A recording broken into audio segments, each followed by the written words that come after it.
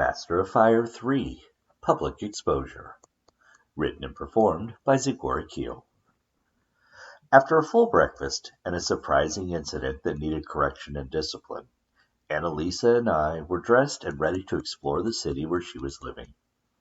I wanted to take a good look at what it had to offer, as I would face the decision at some point if I was going to be willing to set up a new life there. My love was growing deeper, and I wanted to know if her love and commitment to me was real. Only time and experience would show our true intentions. We left the hotel and strolled down the sidewalk carrying on deep conversations about life, her hometown, and ideas for the future together. We browsed through her favorite shops and dined at a cute waterfront cafe with the most delicious pastries for dessert. That's when I spotted a long pier just up the street. I'd love to walk out over the water and see everything around me. I enjoy watching the way the ripples on the surface of the water move, and the patterns of boat traffic, and even the possibility of laying eyes on some wildlife. Annalisa, on the other hand, was not as thrilled with the idea of walking on the pier. She was only focused on the way the wind had increased in strength, the way it would blow from different directions without any warning. "Why do you want the whole world to see my bare skin?" she asked. I replied, "Annalisa, your bare skin is mine, and for my eyes and hands. Your dedication to honor my request and overcome your fear of not wearing anything underneath your dress tells me that you love me more passionately than any words coming from your mouth could ever say." Annalisa contently grinned and said, "I'd throw my arms around you and hug you right now, but if I let go of my dress, this wind will blow it up over my head." I gave an audible chuckle, reached my arm around her waist, and led her to the end of the pier. When we reached the end, I stood behind her, reached around both sides, and placed my hands on the rail in front of us. We gazed out at the water and the horizon, listening to the sound of nature surrounding us. Sensing her hair was blowing in my face, Annalisa gathered it together and moved it to the left side, leaving the right side open before my eyes. I leaned my head forward and began to gently kiss her neck. As I continued, I began to suck and kiss it more forcefully. I reached down to her leg with my right hand and guided it forward until her right foot was lifted and resting on the bottom rail of the fence in front of us. I slid the hem of her dress up her thigh and held it in place, allowing the breeze to fully reach her exposed love tunnel. I reached my left arm around her torso and placed my left palm flat against her chest, feeling her heartbeat faster. I continued to move my left hand across her body and slowly down until it reached the inside of her deep V-cut dress, until I was cupping her right breast from the inside. With her skin covered in goosebumps, I began to squeeze and circle her tight, erect nipple. Annalisa shivered with chills and quickly grabbed my wrist and pushed them away from her body. "What is wrong, my love?" I asked. "Master, we are outside," she stated. I quipped back, "Yes, the lake is way too big to put in a hotel room. Do you see many other people out on here? The only thing that's getting a show right now are the fish swimming beneath the surface or the occasional pigeon." I put her leg back into place, except this time I raised it up one additional rung of the fence higher than before. The bottom of her dress slid right down her thigh, allowing the sunlight to shine on her neatly trimmed pussy. I pushed her head to the left so I could resume nibbling on her neck, while I slid my right hand down between her legs and began massaging her clitoris. In spite of her artificial protest, I circled her swelling mound faster and harder to make her lose control of her inhibitions and experience an orgasm so powerful she could not stop it from happening. I squeezed her nipple again with my left hand and continued my rapid pattern, rubbing between her legs. After barely a minute, her body was so worked up that she exploded on my hand with pleasure. Annalisa let out a powerful moan that was so loud even I was surprised. I held her body tight to me as she tried to catch her breath. She quickly pulled her legs together and pressed her dress close to her center.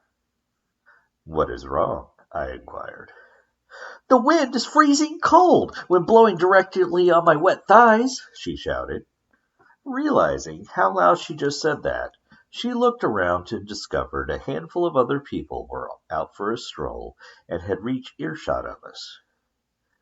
She turned around with wide open eyes and said, "Are you kidding me? I'm so embarrassed right now.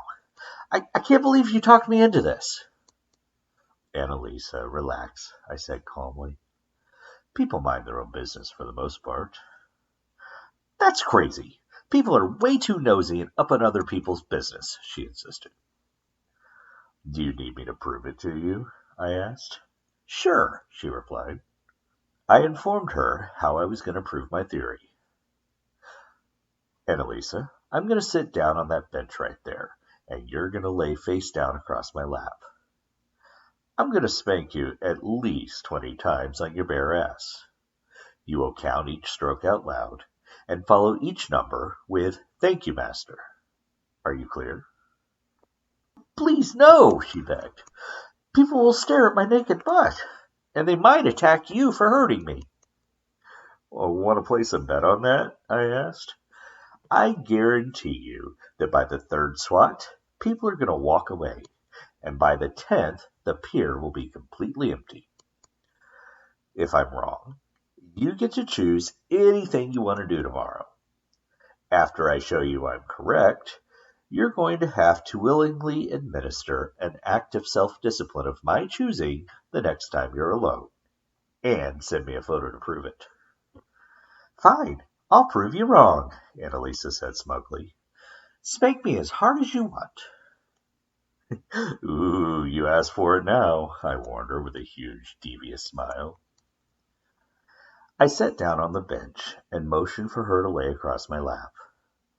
After she got it into place, I lifted the back of her dress just enough for me to reach beneath and feel where her upper thighs meet the bottom curve of her cheeks.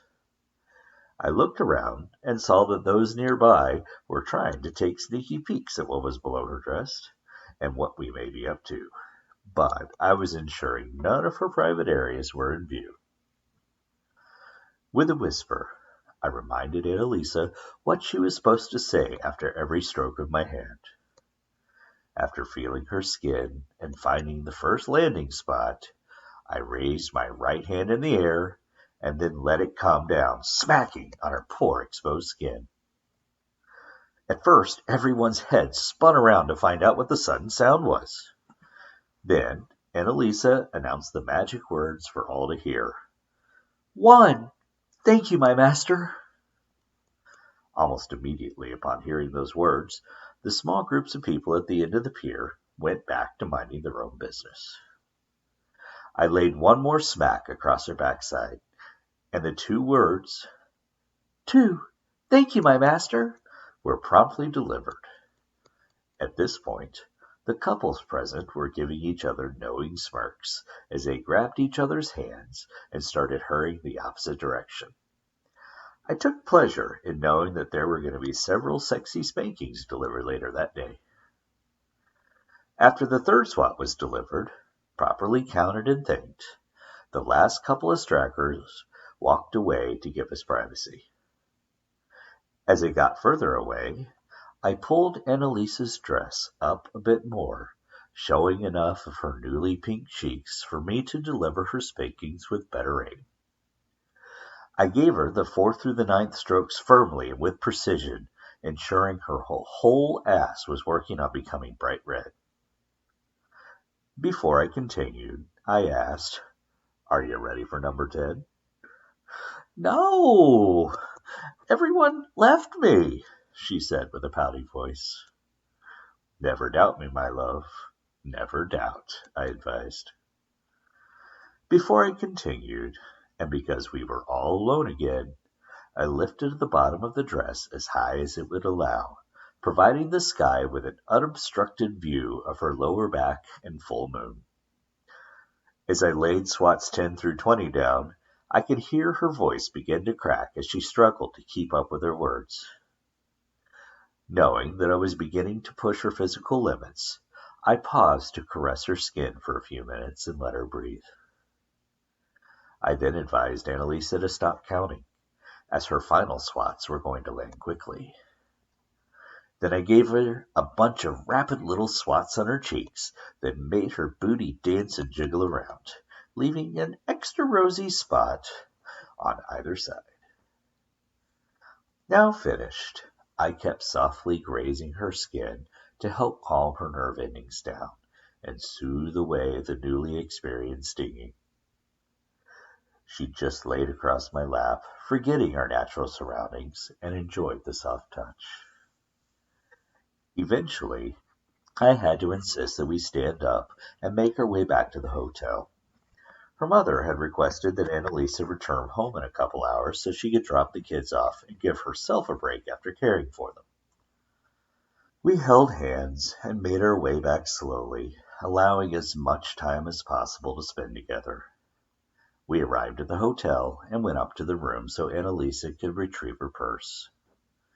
I hugged her tightly, as I took no pleasure in the thought of letting her return to her apartment without me.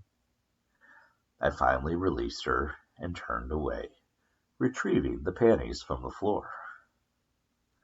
I handed them over and told her how happy she made me, removing a barrier between me and her private areas, giving me the uninhibited access that I wanted.